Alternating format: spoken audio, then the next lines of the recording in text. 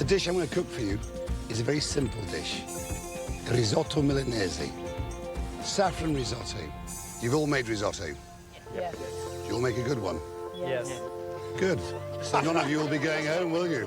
That's like when you ask people, can they drive? And they go, yeah, I'm the best driver. Everybody else is rubbish. What's your risotto like, Gary? Brilliant. There you are. See? My mother is Italian, and she came from the northeast of Italy, Veneto.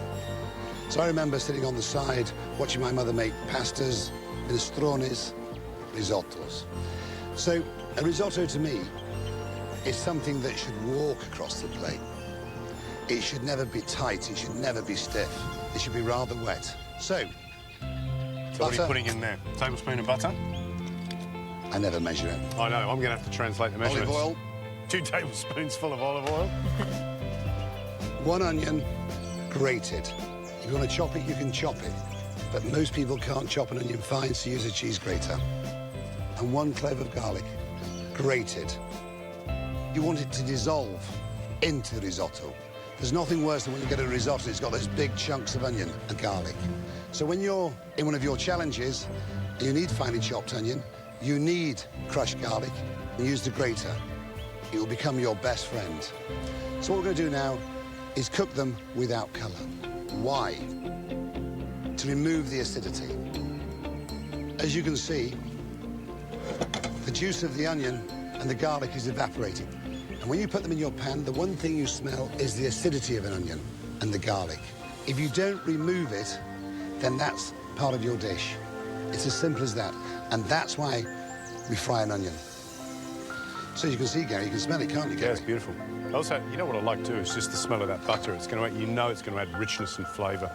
You can cook it just in olive oil, but I like the butter. There's an argument whether you use a wooden spoon or a spatula. What do you use, Zoe? I use a wooden spoon.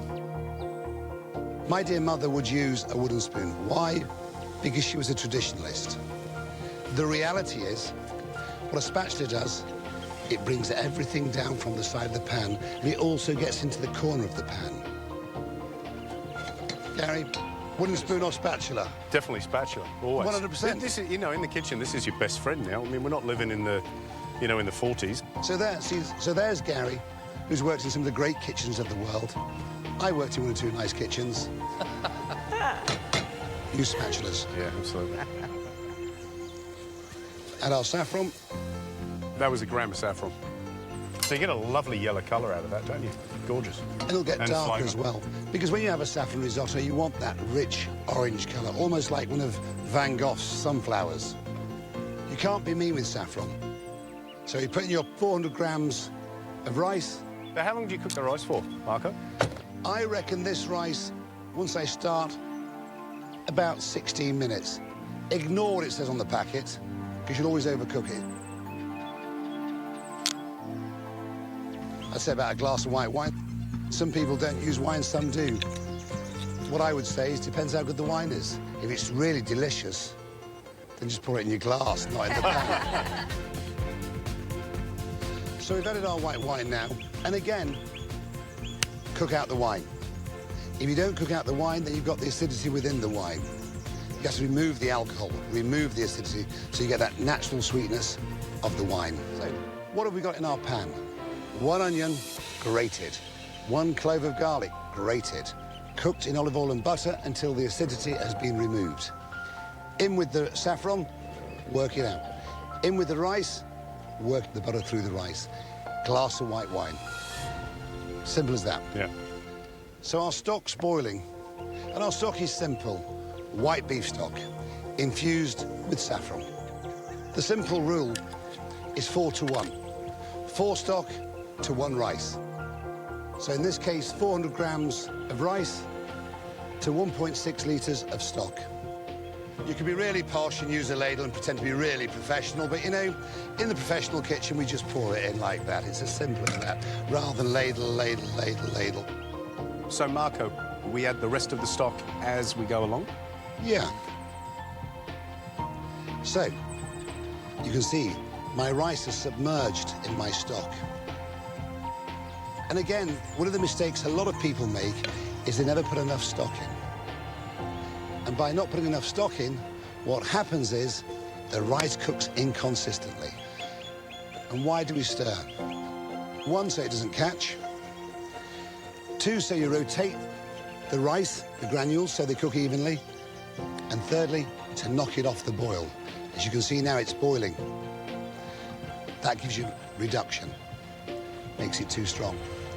So by stirring it, you knock it off the boil. And that's why you have to stand over risotto.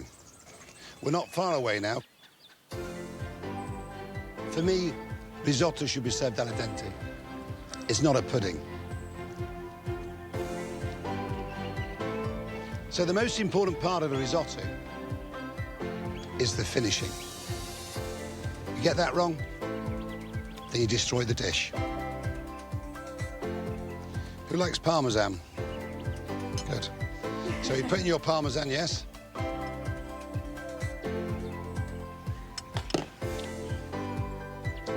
As you can see, it's quite finely shaven. Why? So it melts. Soft butter, not hard. Can you see? So you're just letting it sit on the surface of the risotto? Just letting it melt. So come over, ladies. You may think I'm being over-generous with the butter, but look at the depth of that pan.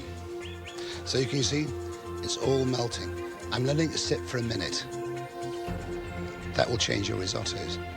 And then what I do is I take my spatula and I emulsify it.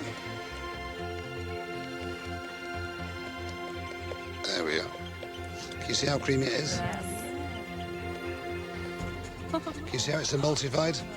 Is that wet? Yes. That's how it should be. Any wetter, it's wrong. Any tighter, it's wrong. Do you want to try some, ladies? Please. Matt, do you want to come down and have a taste as well, so that you cook risotto? Yeah, Matt. Sure. You know what we're going to ask, though, Matt, is if it's going to be better than yours. I think we all know the answer to that. So there we have it. Risotto Milanese, or should I say risotto saffron. It's that simple. Dig in. Just remember, always push it to the side. But you see, you can feel every individual grain in your mouth. It's not sticky, it's not heavy, it's light. And that's, memorize that texture. Memorize it. And just remember, it walks across the plate. It's incredible. It's just so smooth, and I can't believe how much flavour he's put into one pot with so few ingredients. Soba noodles is actually a traditional Japanese fast food that goes back to the Edo period. So it's a very unique opportunity that you're going to get to learn the culture and the history of soba noodles. This is a mixture of buckwheat flour and wheat flour. So 1 kilogram of buckwheat flour and 200 grams of wheat flour. Now we crack 2 eggs.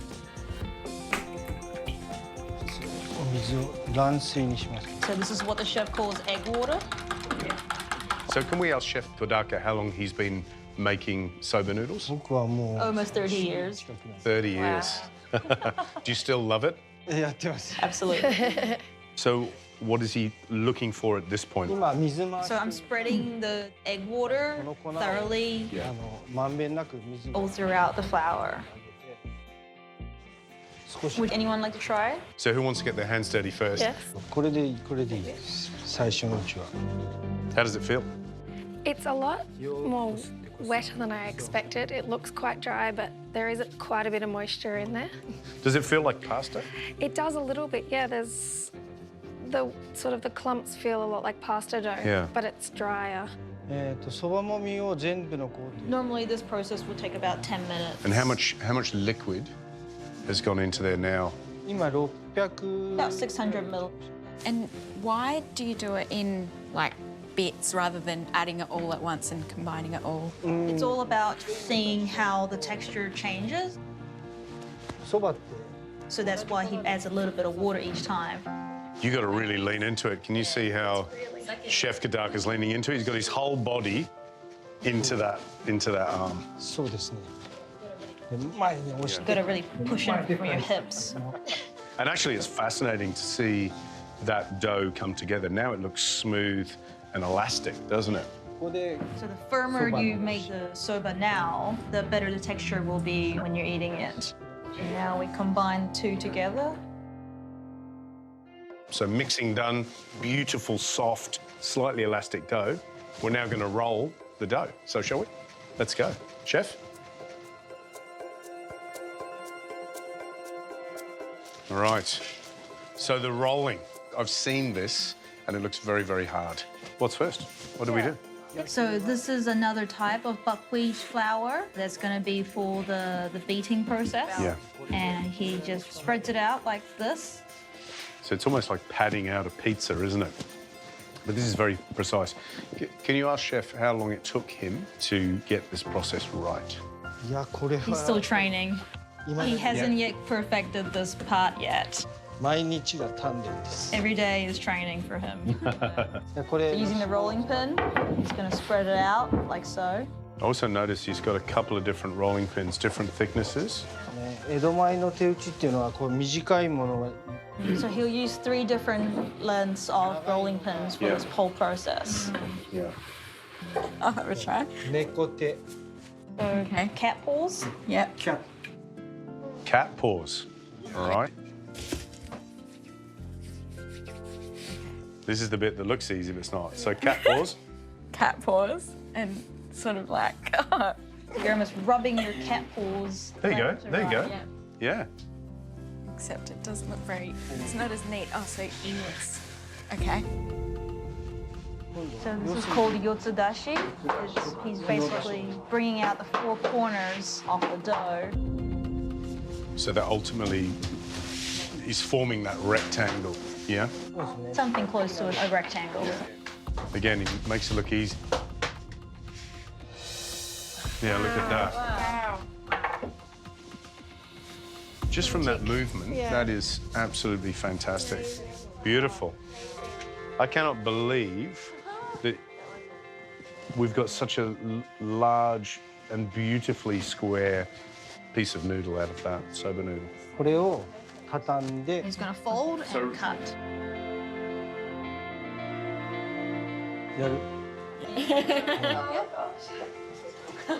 This is your moment. This is your moment in the sun. Hold the board. Just drop the knife straight down.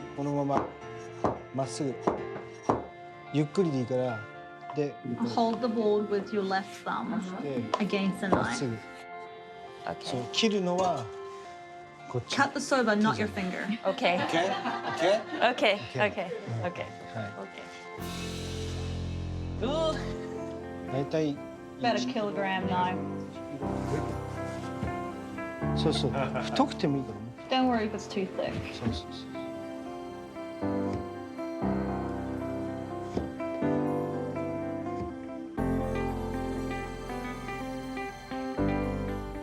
Yeah, let's have a look.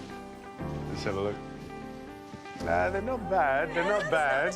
What do you reckon? Look, these ones look all right. Yeah. So, Chef, do you want to cut the rest of them?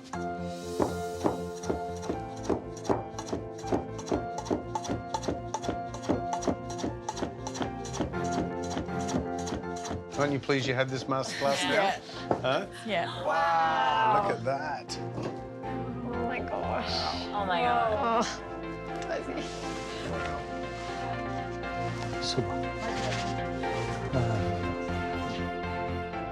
Wow. They're all exactly the same size. Yeah. They're amazing. Yeah. They are absolutely perfect. Yep, big thumbs up. Thank you. Thank you very much indeed. Well, I think you'd agree, an absolute privilege. You have to thank Chef Odaka for taking the time to show us what is an absolutely beautiful skill. So, you've got a big day tomorrow, so I think we should leave these guys to do the proper work, don't you reckon? Thank you very much, Chef Odaka. Thank you very much. Arigato gozaimasu. The Mille-feuille. Which you're going to learn how to do today. What is a Mille-feuille? It's actually a Mille-feuille, so it's a traditional French pastry. Whenever I go to France, that's like pretty much my go-to. Right, what's first? I reckon let's just get a few little things out of the way. Right, okay. So maybe do the praline first. So we've got a praline first. We're going to use pistachio nuts. Pistachios, yep. So they're raw. So I just have enough to coat like the bottom of the pan. Okay. And then I would go, just so you know, there's enough sugar there to melt and coat the nuts. And what that will do is that will toast the nuts and caramelize the sugar all at the same time. So what's next? Praline's on the way. I'll keep an eye on it. I'll check in with you, make sure I'm doing it properly. Well, pastry? Yeah, today I was just really keen to teach you guys how to do a rough puff because a rough puff is just so easy and so quick to do. Okay, so 250 grams of plain flour to 1 teaspoon of salt.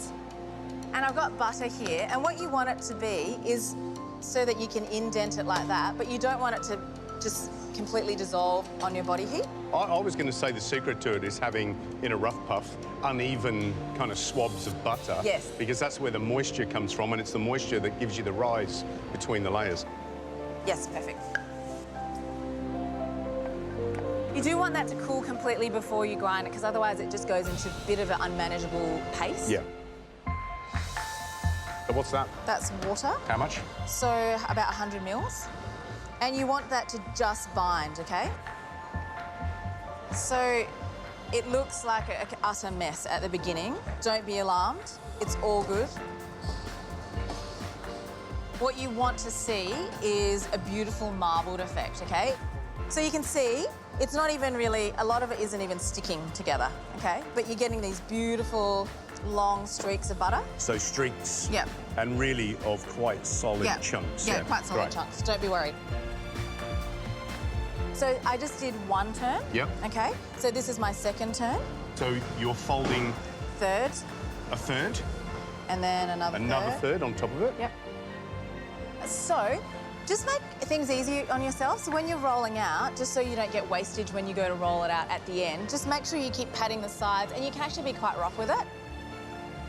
So this is my last turn. So how many turns have we given it? We've given it 2 already. And This is the third. Yep. So that's it. Done. And you can see it is quite rough. Thank you, Gary.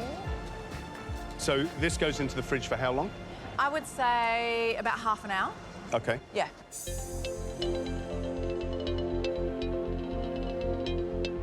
So the pastry's rested, it's been in the fridge, and it's firm. Firm, yeah. But not too hard. Yes. What's next? So I'm going to roll that out, but I need to get on with the rhubarb. Right, So okay, I can do that. So what do you want me to do with the rhubarb? Peel it and then cut it into little battens. Okay. So explain what's going through your head when you're rolling it out. So usually you would be recommended a 3 to 4 mil. I would go 4 for sure for a puff. So Gary, because I want these to lay across the mille-feuille, it's about that. About a 5, And 4. and this is the clever bit, because show them what you do. You just toss them in a bit of sugar first and vanilla bean. Yep. And I actually just rub the seeds through the sugar. Okay. So just let them sit in there. And then what I do, a bit of orange peel to line the bottom just to give it another dimension. So you can pack it right in, okay? Love it. So this will shrink a little bit, so always cut a little bit more than you need to. And then in that goes, so that's going to go in the oven at 190 degrees for about an hour. But I just, towards the end, just take it out and keep checking. Okay. Beautiful. It's a bit Pastries in risky, the oven. Yes. Rhubarb's going in. What is next? Next, we're going to do the creme pat. So I'm going to just pop that in the microwave to boil. So I'm just splitting the yolks from the whites, of course. So 6 yolks, and then 2 whole eggs. So Plus, I've got sugar. How much sugar? 200 grams. 200 grams. Yeah. Is that a fact or a po fact? No, it's a fact. Some, can I use my hands? Yeah. No, seriously, Vanilla? a po fact can be variable. 20, 30 grams and it's okay. No, and I like that. That was 2 teaspoons 2 of teaspoons of vanilla essence. Yeah. So make sure you've got that really nice and... Little aeration, nicely Yeah, a little mixed. aeration. And then corn flour. corn flour. 100 grams. 100 grams of corn flour. And just mix it, no lumps, nice and smooth. Getting ready for the milk to go in. Shall I go check the milk? Yeah. So this was in there for about 4 minutes. So pour it in. And then in it goes. And I just blast it for like 3 minutes. 3 minutes. Can I crush the nuts? Mm-hmm. This is where you do this. I reckon that puff pastry's ready. Should we have a look? Do you think so? Let's have a look. Oh. Look at that. So you cut. Yes. I'll get custard Yes. and see whether or not it looks good. All right. Look at that. Oh, look how bad that looks. Right? And then give it a Just whisk. give it a whisk. And miraculously. Happy with that? Yeah, beautiful. Look at that. How good is that? That's amazing. Right. Pastry's cut. Custard's cold. Yes. Pistachio praline. So I just go by sight today, but it's just how intense you want it. So let's go. Should we just go that? Okay. And you'll find when you add that, it will actually make it a little bit runnier again because the sugar will melt into it. Yeah, that's I think good. it's that's good. good. That's good. Yep. Give it a little taste. Yep. Give it a taste. You're gonna like it, guys. I love it. Like it? So we've got our pistachio Pistachio creme pat. pâtissière, yeah. And then I've got so creme chantilly. So you know the ratio, it's 10% of whatever the cream is. So if it's 100 mils of cream, 10% icing sugar. Yeah. That's your standard. So 10% sugar to cream, Yep, yep, whipped. yep. And then this is your rhubarb. And so this is the rhubarb, and I've cooled it right down, and it will shrink, but look how beautiful it looks. So we'll start with this.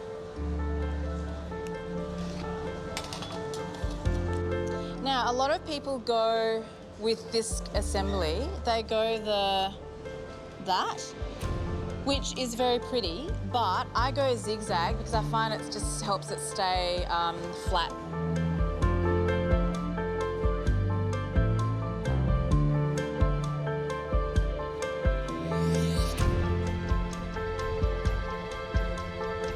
Looks so good.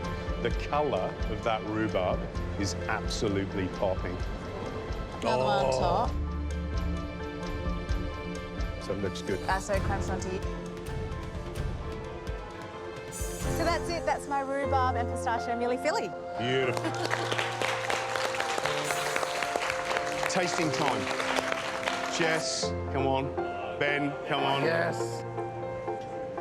Right, Oh my God. have a go. It looks like heaven.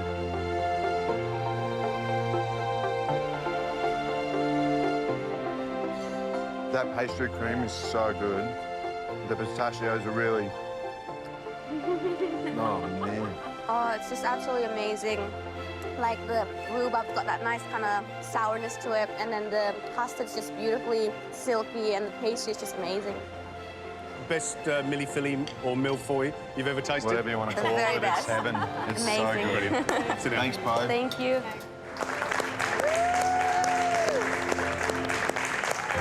Well done, Bo. Looks great. Wow. Amazing. But what a great day and what a brilliant and fitting end to what has been a spectacular week in South Australia. What we want you to do, though, is take a good look at Poe and Callum and think about this. They're the best examples of what MasterChef is all about. It's taking that dream and turning it into a reality. If that doesn't inspire you, I don't know what will. Well done, you. Huh? What about you? Okay, guys, so what we're going to do today, really simple dish. We're going to do some crayfish, which has been caught just out here this morning. Wow. So it's something really local and it's simple. It's not overly complicated. And we're using a lot of the herbs that naturally go on the island anyway. Here's our crayfish. Oh, yeah. As you can see, they're pretty decent size here. So what we're going to do, we're going to start off with removing the tail because that's the part we're eating today. Okay, so we just grab it. Be careful with the spines underneath because they're quite sharp. Let's give it a bit of a twist. and a bit of a pull. Now from there, to remove this bottom flap, that way you're going to be able to remove it in one piece, so it'll look really pretty on the plate and it will cook really nicely. So we start off by cutting down the side, watching out for those spines. Try not to cut down too far through the flesh. Then as we pull that flap up, cut the bottom part off. And you can see there, you can hold the shape of it all the way down to the tail. Get right underneath it, try and pull it out in one piece. Try and keep right to the end. And then as you pull it, you'll be able to pull out anything that you don't want in there in one piece. Wow. When you do it that way, you're left with all the good bits. So you can see there, like, it takes two hands to hold that. That's pretty serious. Yeah. Now with this, we don't want to waste this because then we can show people that it's something that is fresh and it's actually a good way to plate it as well. Yeah. Okay guys, so the next step here, I've got a couple of skewers that I've soaked in water for a few hours.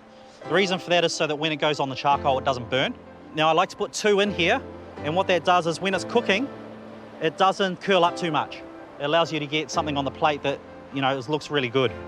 So in the restaurant, this is how we would prep them up for service, and then we have them ready to go. What we've chosen to do is actually sous vide it. Now the reason I'm doing that is obviously it's very delicate flesh. We don't want to wreck it at all. So we do 54 degrees for 40 minutes. That gets it just perfectly cooked. So I've got the crayfish in a bag, 50 grams of unsalted butter as well. And then the last part is a fermented mix of nori paste, yuzu peel, and a little bit of chili as well. We don't need to add any other seasoning. There's no other salt, no other pepper. It just perfectly seasons.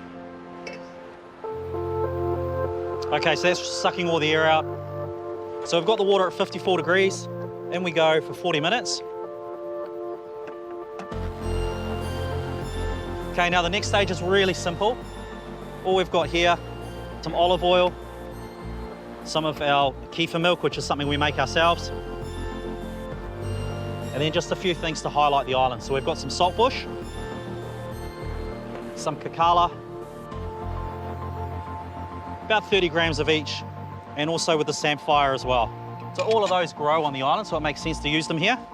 A little bit of salt, not too much because we've got the saltbush in there. 1 shallot, and 15 grams of good quality Dijon mustard. Now all we do is we blend this up, let it sit for a couple of minutes, and then strain it out, just so we don't have any chunky bits in there.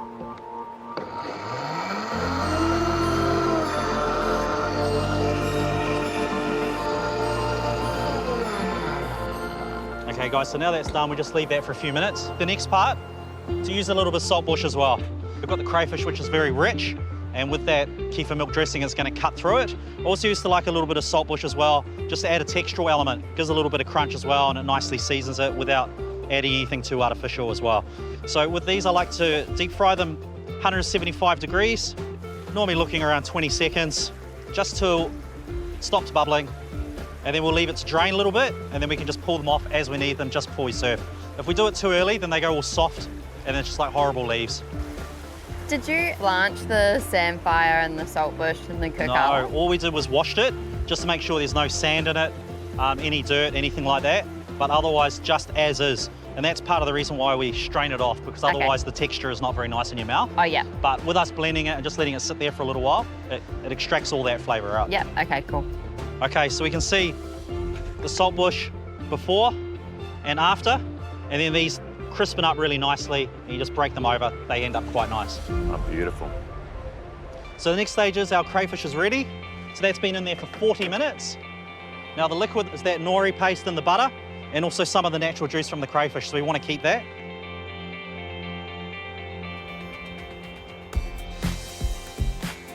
And that's what we'll use for that final dressing. So crayfish out. So you can see there with the 2 skewers in it, it's held it in the right shape, and it's worked out very well. So at this stage, what I like to do, one of my favorite things, is cooking over charcoal. Okay, while we're doing that, we'll take this dressing, strain that out. So we check that. You can see there it's starting to get some good color on it. Just keep it there for a little bit longer.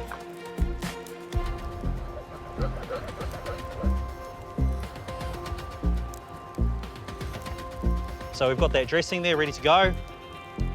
Now, that crayfish tail we had before, it's a beautiful thing, so it's a shame to waste it. Might as well use everything. So take that off to rest. All right, guys, so plating up, really simple. So we start off, a bit of the sauce in the bottom there. We've got our tail, a little bit more sauce inside. Remove our skewers, gently. Now, we don't want to waste any of this crayfish at all. You notice we haven't put any salt, any pepper. It's all coming from that dressing that we put in the bag. Yeah. Straight in. Seaweed butter. So this one, because it's got the flavour of the crayfish in it as well, just really goes. A little bit around the outside. Seriously. Next, we've got our salt bush. Just pull the leaves off. Gives you a bit of a textural element. Keeps in theme with the fresh herbs, which are all here. And that's it, guys. My crayfish with kefir lime dressing and salt bush. And we've got the seaweed butter. Come up and have a taste. Thanks, mate. Definitely do that. How good. All right, oh knife my and fork. gosh. Make sure you get a little bit of everything on your fork. Oh, wow. Thanks, darling. Yeah, I'll just stab it. Oh, I love That's it. the way to go. All right, slide on back. Where are we at? Charcoal. That is amazing. Oh. I love that crunchy salt bush on the cup. Yeah, it's a nice That's texture. awesome, yeah. Really hope you enjoy that. Thank you, Karl. Thank you, Love you to meet you guys. Thanks for having Thank me, you mate. so much. Thank you. Oh my gosh, that was That was unbelievable. ridiculous. Today, the dish you'll be making is an incredible ravioli of marron, Yum. served with a stunning shellfish bisque. Wow. Sat on a bed of delicious spinach, finished with a lemon vinaigrette. The dish sounds beautiful, and this is my strength. I love seafood, but Gordon's Raviolo isn't going to be a simple one. I mean, this is a 3 Michelin star dish. This raviolo is going to have some extraordinary technique involved. You're all familiar with pasta. Yes. You're all familiar with shellfish. Yes. Yeah. So this should be a piece of cake.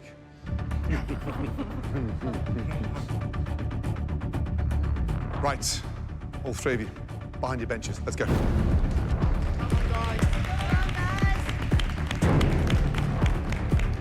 Right, Michelle, Chloe, Ben, the best of luck to all three of you. May the best 2 talented amateur cooks survive. You heard the dish, a stunning ravioli of marron, served with a beautiful shellfish vinaigrette on a bed of spinach, finished with a lemon vinaigrette. Ready? Yes. Yes. Right, let's go. First off, hands on. Shellfish stock onto the boil. All of you, get a spoon. Taste the stock. What does it need? Salt. Salt. I can't hear you. Salt. Good. Mix her out. Up. Gordon starts moving like a demon. It's on. Usually when we're cooking, we've got some idea of what the finished product is going to be. Take the second bowl. Place it in to the freezer. Today, we have no idea. It's daunting. Way out. 275 grams of flour. It's really difficult because you have no recipe. We don't know what the dish looks like. You don't know what it's going to look like in the end and what you've got ahead of you. And now we're going to make the pasta. Take the finer salt and season the flour. Flour into the bowl. I'd like to take 2 whole eggs and 3 egg yolks. Pace and precision in equal measure is so difficult. Teaspoon of saffron oil into the yolks. Already it's only a few minutes in and it is so intense trying to keep up with him. Touch of olive oil into the yolks. We're going to season and lightly whisk. I'm really happy about the fact that it is pasta because it's something that I do all the time. Gently add the eggs. I love cooking pasta with my kids at home. Let's go. So I know this is something that I can nail it really quickly. Yes, nice work, Mish, nice work. I've got one eye on Gordon and I've got one eye on my pasta dough, so I'm really trying to combine the both, keep cooking, but keep watching what he's doing so I don't miss a step. Now, check your mix.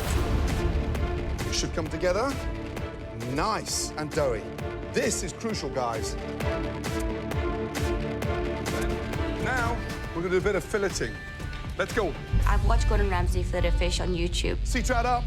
Let the knife do the work. And I know this is gonna be quick. Slice the top, over.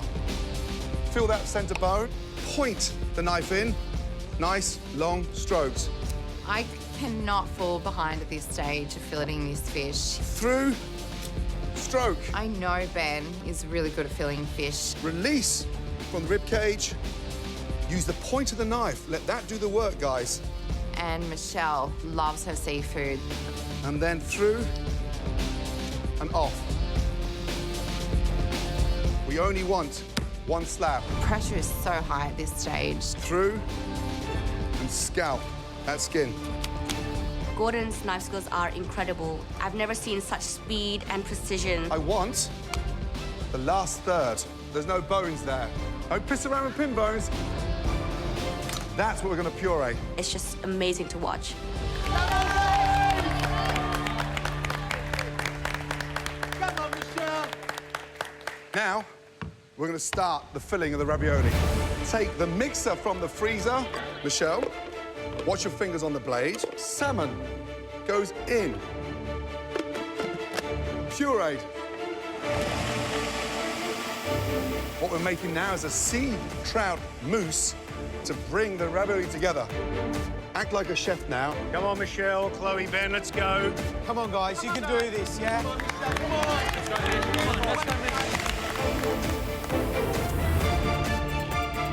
Right, Marron out into a large bowl. Come on, guys. This challenge is so intense. Gordon's really putting them through their paces. Finely chop the chervil, basil, and coriander. He's not only fast, but there's so many technical elements. Chervil, fragrant, goes brilliantly well with that marron. I'm so happy Michelle's caught up. Love the fact you're one-handed. They're all doing so well. Nice squeeze of fresh lemon juice into the marron. One beautiful spoon of mousse. Blend the mousse into the marron. For the raviolo filling, we've got to add the ocean trout mousse in with the chopped marron tail and mix it together till it binds together. It should be there as our little glue. Let's go. Texture the same as Gordon's, Ben? No, mate. Check the consistency. Let's go. You need to stay on top of this. You've done so well. Keep it going. I'm flustered at the moment. It's got to stick together. It's got to be a nice filling. It's crucial to the dish. Focus. Michelle, that looks great. I'm really feeling the pressure now. You know what to do, Ben. Well done, Chloe. I've got to add more trout to the mixture. I just hope it works. Got to make this right. Right, Chloe, Michelle, Ben, take a spoon. I'm going to shape a beautiful ball now. That's the start of the ravioli. In. I'm going to do 3, guys, OK? And then shape them beautifully. We never get down to the wire and make 1. It goes into the water, it bursts. Get 3 done and serve me your best one to stay in this competition. Understood? Yes, Gordon. I'm absolutely frantic. Go, Ben. Ben, go. I'm really worried. I'm not sure how much trout I've put in. I'm just trying to get this stuff together. Beautiful.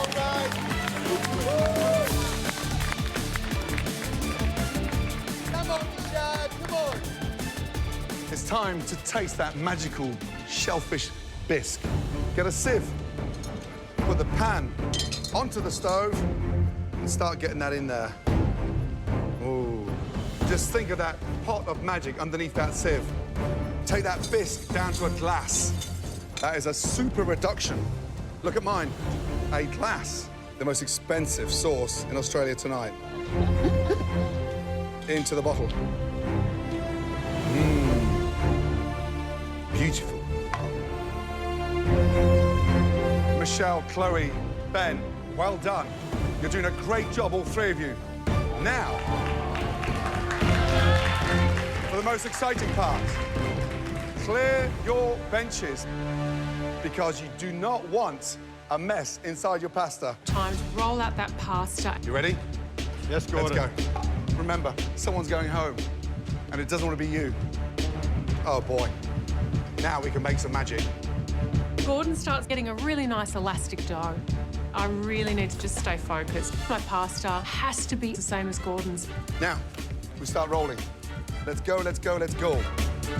Use your rolling pin first so you don't overwork the machine. Well done. You're all rolling. It's really important to make sure that the pasta is as thin as possible.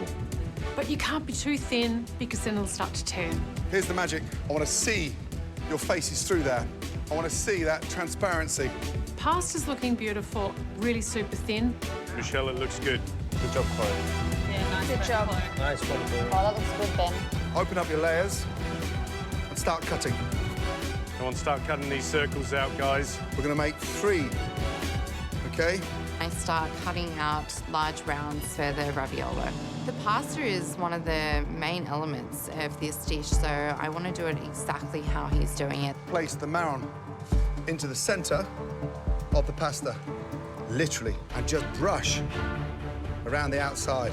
So I'm just trying to learn and try to be as meticulous as I can. I want this to work out. Good job, Chloe.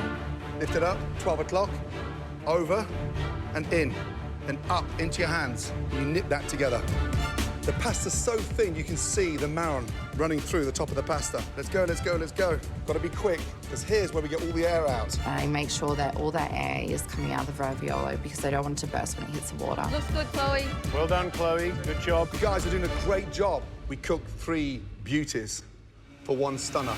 Come on, you 3. Come on. Raviolis go in, spinach goes in. Raviolis poached for 2.5 minutes. Spinach cooks for 30 seconds. This is service time, you 3. Come on, Chloe. Come on, Michelle. And cook all 3. Pick the best one, you 3, yeah? Yeah. Yep. Come on, guys. Come on. You hold the lip, you put them in, and you spin them round. And then you just twist the pan here to stop them from hitting the bottom. Come on. Come on. Let's go, guys. I've got to be super careful with these raviolo. They can't stick to the bottom of the pan with the broth. I've just got to get them in. They've got to be perfect. Good job, Ben. Well done. I have to get my raviolo into the broth to cook. I'm looking at Gordon's, I'm looking at mine, I'm hoping that they're exactly the same. I run up to the bench to really have a good look at his. A gentle rolling boil. Get it into the sieve, Michelle.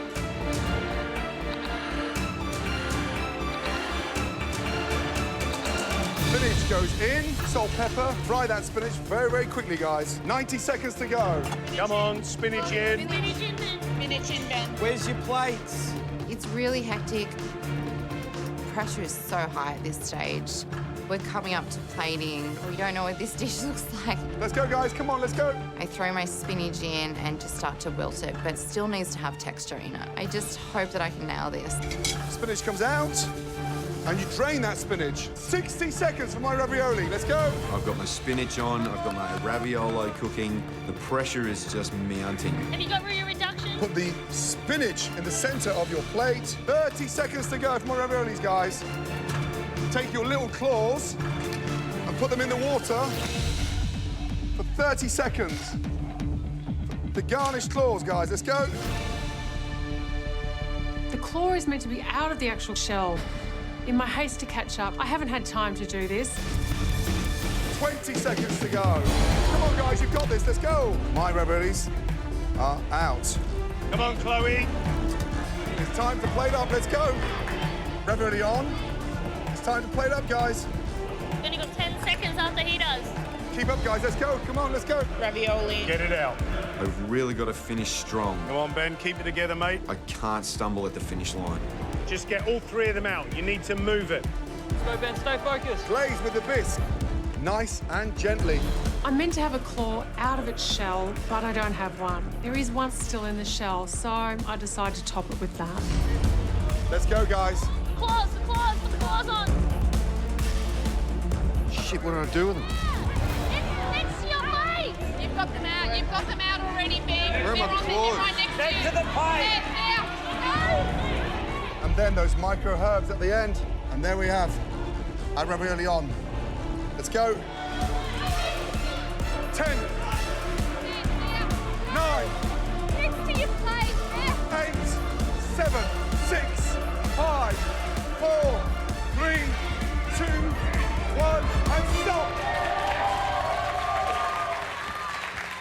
Well done. Hey, well done.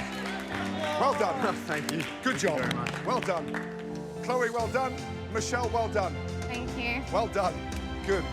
Well done. How's that hand?